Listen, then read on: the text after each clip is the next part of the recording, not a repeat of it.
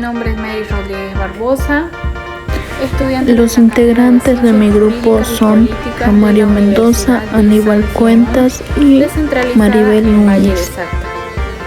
Hoy día vamos a tocar unos cuestionarios que son del tema de fuentes del derecho. Ojalá que sea de su agrado.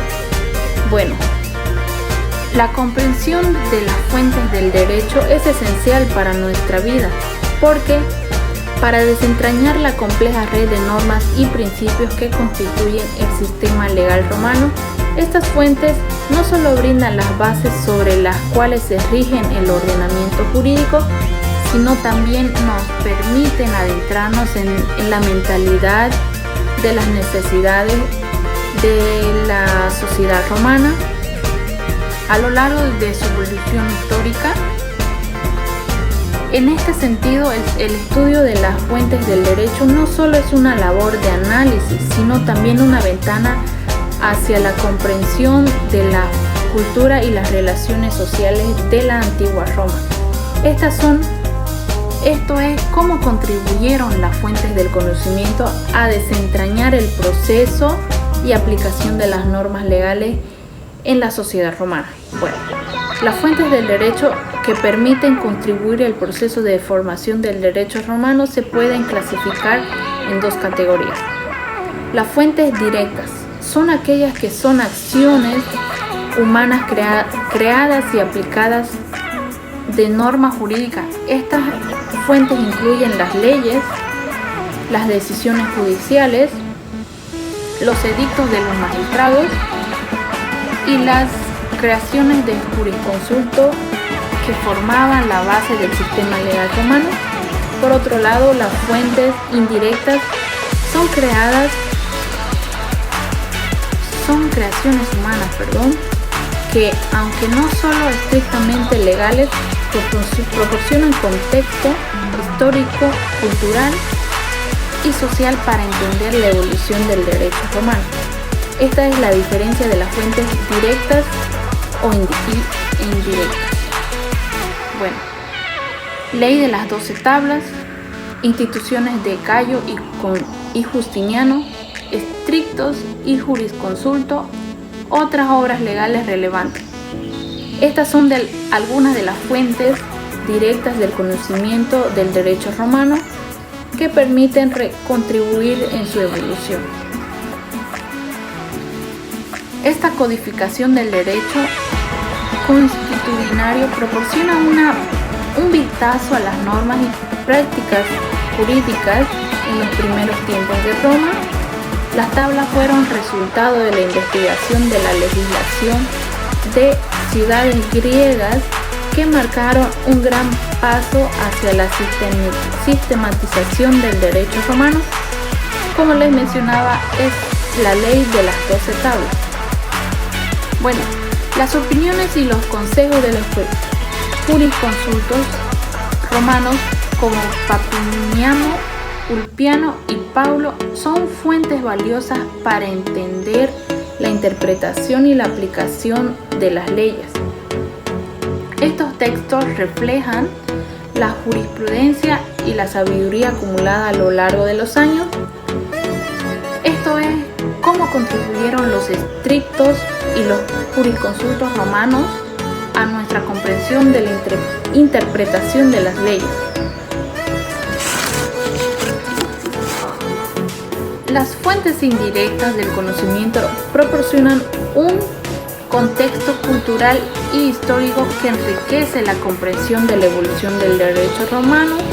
Esto es, en qué función desempeñaban las fuentes indirectas del conocimiento de la comprensión de la evolución del derecho romano. Las fuentes indirectas eran unas que proporcionaban conocimiento porque son estudios de jurisprudencia. En conjunto, estas fuentes directas e indirectas nos brindan una visión panorámica del proceso de formación y evolución del derecho romano a lo largo de la historia. Al analizar en conjunto, podemos desentrañar los hilos que tejieron el complejo homeostasis de la norma y principios legales que guiaron la vida en la antigua Roma. Esto es de cómo un conjunto de fuentes directas e indirectas proporcionaban una visión integral en el proceso de formación y la evolución de la antigua Roma.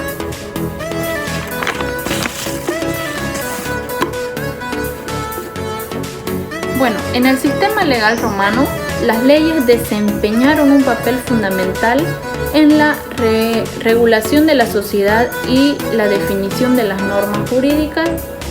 Las leyes eran decisiones tomadas por el pueblo romano en comicios bajo la propuesta de un magistrado senador.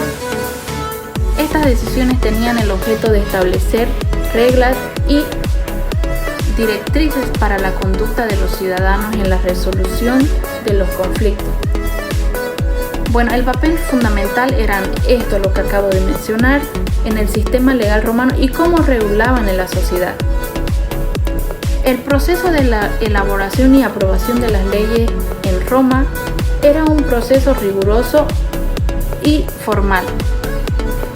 Para hacer una ley tenían que pasar por varias etapas, que era el promulgatorio, auspicios, reunión o discusión y por último la votación. Promulgatorio. El magistrado requería la aprobación divina a través de los auspicios, que eran señales interpretados como un favor o desfavor de los dioses hacia la propuesta de ley. El papel que desempeñaba los auspicios en el proceso de promulgación de las leyes era esto. Durante el promulgatorio, el magistrado, les indicaba hace rato, requería la aprobación divina a través de los auspicios. Bueno, otro punto a tocar es la palabra index, que era el título o nombre de la ley que generaba, se refería al magistrado senador que la propuso al tema que abordaba. El otro punto es prescripto. La introducción de la ley incluía la información sobre el magistrado proponente, lugar y la fecha. Esto eran algunas palabras de cómo contribuían en la comprensión y aplicación de las leyes. Hortensia. Esta ley otorgó fuerza legal a los plebiscitos. Hasta que entonces eran vinculantes para los plebeyos a partir de la ley. Los plebiscitos también se aplicaban a los patricios. Esta es de cómo proporcionaba principal la ley Hortensia y cómo cambió el enfoque de los plebiscitos. El plebiscito fue un importante instrumento de legislación y participación política en la antigua Roma. Se trató de una resolución tomada por la plebe, que era la clase más baja y numerosa de la sociedad romana, en asambleas especiales conocidas como concilia plebis. Estas asambleas estaban predecidas por el tribuno de la plebe, un funcionario electo que representaba los intereses de este sector de la sociedad. Este pequeño concepto es de cómo eran los plebiscitos y su importancia en el sistema legal romano. Era la única persona como poder para convocar al concilium plebis y actuaba como presidente del mismo, teniendo la capacidad para proponer legislación a la asamblea. También convocar al senador y presentar propuestas de esta institución. Esa era la función de la tribu de la plebe.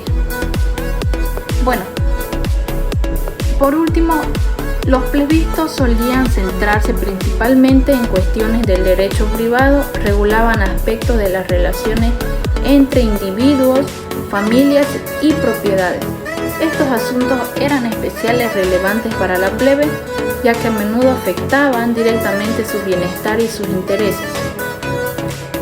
Estos eran unos tipos legales que se enfocaban principalmente en los plebiscitos.